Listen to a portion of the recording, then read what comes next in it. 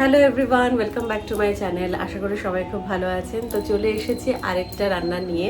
আজকের রান্না হচ্ছে আমার অল টাইম ফেভারিট। ছোটবেলা থেকে আমার বাঁধাকপি খেতে ভীষণই ভালো লাগে।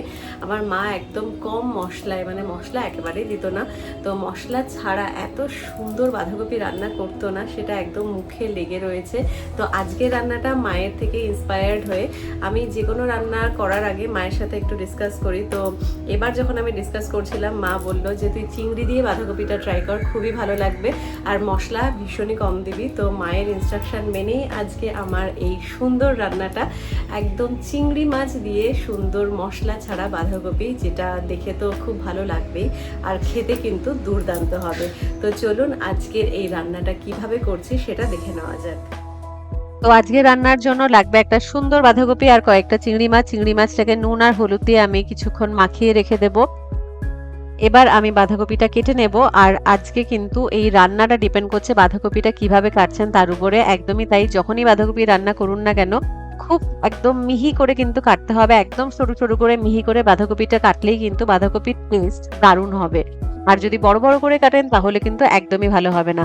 যদি বটি দিয়ে স্বাচ্ছন্দ্য বোধ করেন তাহলে বটি দিয়ে কাটবেন, না হলে ছুরি দিয়ে এইভাবে একদম সরু সরু করে কেটে নেবেন। তো এই যে বাঁধাকপিটা আমার কাটা প্রায় হয়ে গেছে, কি সুন্দর লাগছে তাই না? স্যালাডেও খুব ভালো কিন্তু লাগে।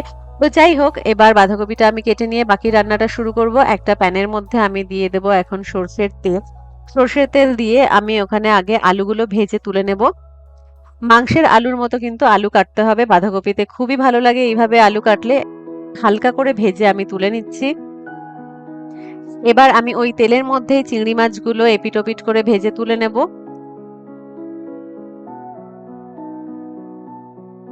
তো এই যে চিংড়িটাও ভাজা হয়ে গেছে, আমি নামিয়ে নিচ্ছি একটা একটা করে। এবার সামান্য একটু আমি তেল অ্যাড করব, খুবই কম তেলে কিন্তু আজকে রান্নাটা হচ্ছে। এবার দিয়ে দিচ্ছি জিরে, তেজপাতা আর একটা দারচিনি ফোড়ন। এবার অ্যাড করে দিচ্ছি আমি একটা টমেটো, আর দিয়ে দিচ্ছি কয়েকটা কাঁচা পাকা লঙ্কা। 1 চামচ চিনি অ্যাড করলাম, বাঁধাকপিতে চিনিটা দিলে খুব ভালো লাগে। তো 1 চামচ আমি দিয়ে ভালো করে নাড়াচাড়া করে নিচ্ছি। আর লাগবে 1 চামচ আদা। এবার টমেটোটা যতক্ষণ না ভালো করে সিদ্ধ হচ্ছে ততক্ষণ কিন্তু রান্নাটা করতে হবে। এই যে কষিয়ে নিয়েছি, এবার আমি দিয়ে দিচ্ছি বাঁধাকপি কুচিটা। বাঁধাকপি দিয়ে এবার গ্যাসের আঁচটা কিন্তু মিডিয়াম টু লোতেই থাকবে, কারণ খুব বেশি হাই হিটে এই রান্নাটা করা যাবে না, একটু সময় লাগবে।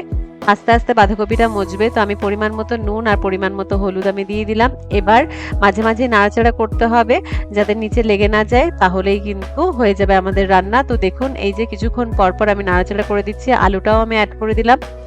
কিছুক্ষণ ঢেকে রাখতে পারেন। আবারও আমি ঢাকনা খুলে কিছুক্ষণ নাড়িয়ে চাড়িয়ে দিচ্ছি। এবার আমি দিয়ে দিলাম আমার ফেভারিট কড়াইশুঁটি। বাঁধাকপির সাথে কড়াইশুঁটিটা ভীষণই ভালো যায়। তো এই যে বাঁধাকপিটা হয়ে এসছে, চাইলে একটা আলু একটু ভেঙে দিতে পারেন, তাহলে একদম মাখা মাখা হয়ে যাবে। সিদ্ধ হয়ে গেলে চিংড়ি মাছটা দিয়ে দিতে হবে।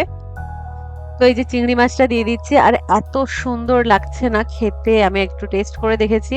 তো নুনটা অবশ্যই টেস্ট করে নেবেন। তো আমাদের বাঁধাকপি প্রায় রেডি, এবার এটা নামিয়ে নেব। দেখুন কি সুন্দর লাগছে তাই না? মানে এক থালা ভাত নিমেষে শেষ হয়ে যাবে, এতটা ভালো হয়েছে বাঁধাকপিটা। তো আজকের রান্না একদম রেডি অ্যান্ড সার্ভ। আপনাদের কেমন লাগলো সেটা অবশ্যই জানাবেন। খেতে তো খুব ভালো হয়েই ছিল, আর দেখে বুঝতেই পারছেন আমি তেল আর মশলা খুবই কম দিয়েছিলাম। আর এইভাবেই কিন্তু যে কোনো রান্না বেশ ভালো লাগে, আর বাঁধাকপির টেস্টটা কিন্তু অনবদ্য হয়েছিল। আপনাদের অবশ্যই কেমন লাগলো সেটা কমেন্ট বক্সে জানাবেন। আর যদি ভালো লেগে থাকে তাহলে ভিডিওটিকে লাইক করবেন, শেয়ার করবেন, আমার চ্যানেলটিকে সাবস্ক্রাইব করবেন।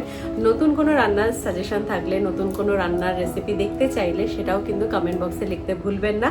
তো চলুন দেখা হবে পরের ভিডিওতে। সবাই খুব ভালো থাকবেন।